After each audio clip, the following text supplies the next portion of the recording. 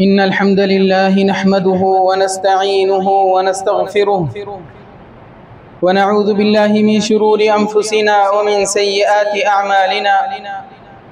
من يهده الله فلا مضل له ومن يضلل فلا هادي له، ونشهد أن لا إله إلا الله وحده لا شريك له، ونشهد أن سيدنا ونبينا محمدا عبده ورسوله صلى الله عليه وعلى آله وأصحابه وأزواجه وذرياته وبارك وسلم تسليما كثيرا. أما بعد، فأوصي نفسي وإياكم بتقوى الله، فإن الله أمرنا بذلك في محكم تنزيله مرارا في مواضع عديدة، فقال جل شأنه: يا أيها الذين آمنوا اتقوا الله حق تقاته ولا تموتن إلا وأنتم مسلمون. عباد الله، إن من أجل نعم الله سبحانه وتعالى، بل أعظم نعمة أنعم بها على عبد أو على خلق منذ خلق السماوات والأرض إلى قيام الساعة، هي نعمة الإسلام، نعمة الإيمان، نعمة القرآن، نعمة لا إله إلا الله محمد رسول الله، نعمة الصلاة والزكاة، نعمة العبودية بين يدي الله سبحانه وتعالى، عبادة الله وحده لا شريك له. أن نقر بذلك ونؤمن، هذه أجل نعمة أنعم بها الله سبحانه وتعالى علينا، لأن لها آثارا في الدنيا، وآثارا في البرزخ والقبر، وآثارا في يوم القيامة، وآثارا إلى أبد الآباد، لأن الإيمان هو الذي هو مفتاح الجنة، ولا يمكن دخول الجنة إلا بالإيمان، وعلامة الإيمان الصلاة. قال النبي صلى الله عليه وسلم: مفتاح الجنة الصلاة، ومفتاح الصلاة الطهور. فمن دخل الجنة كان فائزا مفلحا أبد الآباد. قال الله تعالى: فمن زحزح عن النار وأدخل الجنة فقد فاز، وما الحياة الدنيا إلا متاع الغرور. فنحمد الله سبحانه وتعالى على هذه النعمة مع شكرنا وحمدنا له على جميع نعمه في السماوات وفي الأرض وفي الجبال وفي البحار وفي الأنهار وفي سائر المخلوقات الخارجية، كما قال تعالى: هو الذي سخر لكم ما في السماوات وما في الأرض. وقال: الله الذي سخر لكم البحر لتجري في البحر الله الذي سخر لكم البحر، إلى أن قال تعالى: وسخر لكم الشمس والقمر دائبين وسخر لكم الليل والنهار. إلى جانب تلك النعم الباطنية التي في داخل أنفسنا، قال الله تعالى: وفي أنفسكم أفلا تبصرون. فكل هذه نعم من الله سبحانه وتعالى تتطلب منا الشكر الكثير المستمر، ليس شكرا في ساعة دون ساعة، بل شكرا مستمرا على سبيل المواظبة. وإنما الشكر يكون بالفعل وبالقول، باللسان وبالجنان وبالأركان جميعا.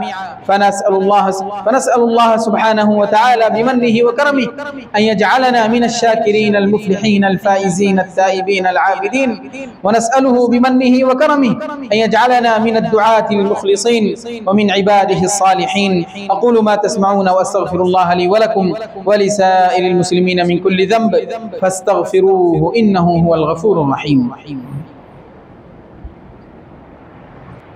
الحمد لله حمد الشاكرين المخبتين المنيبين، والصلاة والسلام الأتمان الأكملان على سيد الأنبياء والمرسلين، نبينا وحبيبنا وشفيعنا وقدوتنا محمد بن عبد الله الأمين، وعلى آله وأصحابه الغر الميامين، وعلى من تبعهم بإحسان إلى يوم الدين. أما بعد، فاعلموا عباد الله أن الدنيا متاع زائل ووقت قليل، وراحة مؤقتة ونعمة محددة. وأما الآخرة فلا نهاية لها، وإنما السعادة والشقاء في الآخرة. أما الدنيا فدار ابتلاء، من عمل فيها صالحا فقد نجح، ومن ابتعد عن الدين والصلاة والأعمال الصالحة والدعوة والعلم فقد خاب وخسر. عباد الله، لنسأل الله أن يجعلنا من الفائزين، لنسأله أن يجعلنا من المفلحين الذين يتبعون الكتاب والسنة، لأن خير الحديث كتاب الله، وخير الهدي هدي محمد بن عبد الله عليه صلوات الله، وشر الأمور محدثاتها، وكل محدثة بدعة، وكل بدعة ضلالة، وكل ضلالة في النار. ثم اعلموا أن الله أمركم بأمر بدأ فيه بنفسه وثنى بملائكته المسبحة لقدسه، فقال تعالى مخبرا وآمرا: إن الله وملائكته يصلون على النبي يا أيها الذين آمنوا صلوا عليه وسلموا تسليما. اللهم صل وسلم وبارك وأنعم على سيدنا ونبينا وحبيبنا وشفيعنا محمد، وارض اللهم عن الخلفاء الأربعة الراشدين أبي بكر وعمر وعثمان وعلي رضي الله عنهم أجمعين، وعن العشرة المبشرين، وعن آل بيت نبينا المطهرين، وعن سائر الصحابة والتابعين، لا سيما العشرة المبشرين، ولا سيما سيدنا عليا والحسن والحسين وأختهما فاطمة رضي الله عنها وعنهم جميعا، وعن سائر آل بيت نبينا، وعن سائر من تبعهم، وعن سائر الصحابة والتابعين ومن تبعهم بإحسان إلى يوم الدين، وعنا معهم بمنك وكرمك يا أكرم الأكرمين. اللهم أعز الإسلام والمسلمين، وأذل الشرك والمشركين. اللهم ألف بين قلوب المسلمين، وأصلح ذات بينهم، وانصرهم على عدوك وعدوهم. اللهم أرنا الحق حقا وارزقنا اتباعه، وأرنا الباطل باطلا وارزقنا اجتنابه.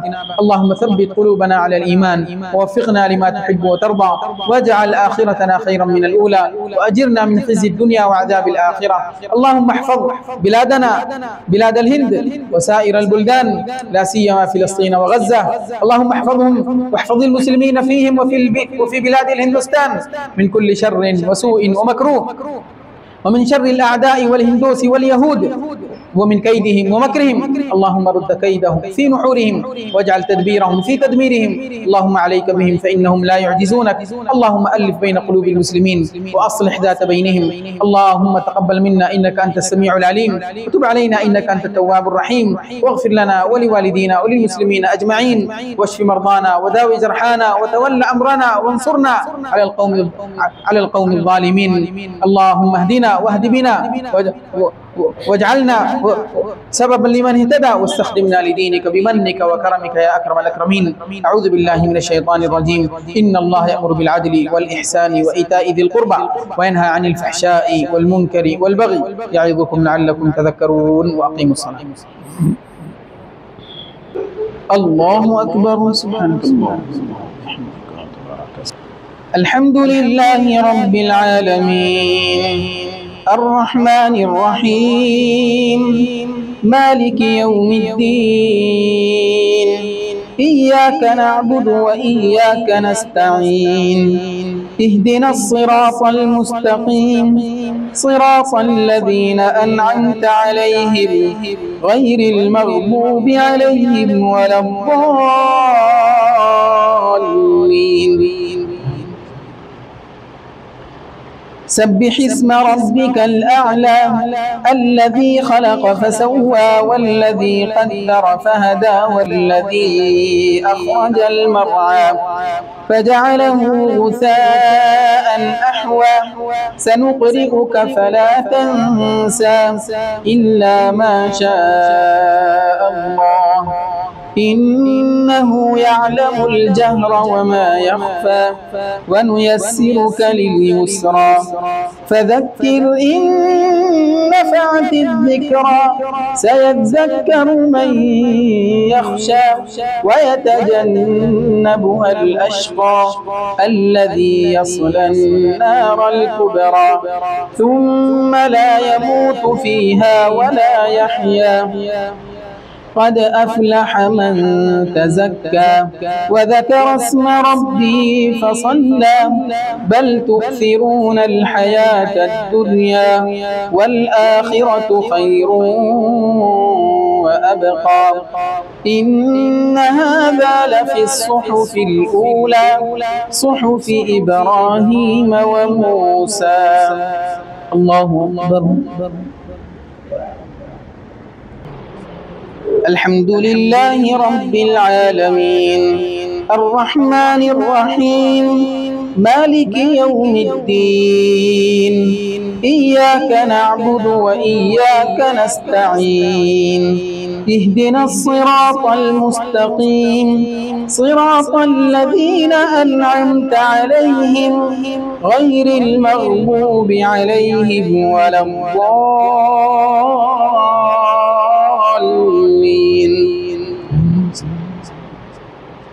هل أتاك حديث الغاشية وجوه يومئذ خاشعة عاملة ناصبة تصلى نارا حامية تسقى من عين آنية ليس لهم طعام إلا من ضريع لا يسمن ولا يغني من جوع وجوه يومئذ ناعمة لسعيها راضية في جنة عالية لا تسمع فيها لاغية فيها عين جارية فيها سرر مرفوعة وأكواب موضوعة ونمارق مصفوفة وزرابي مبثوثة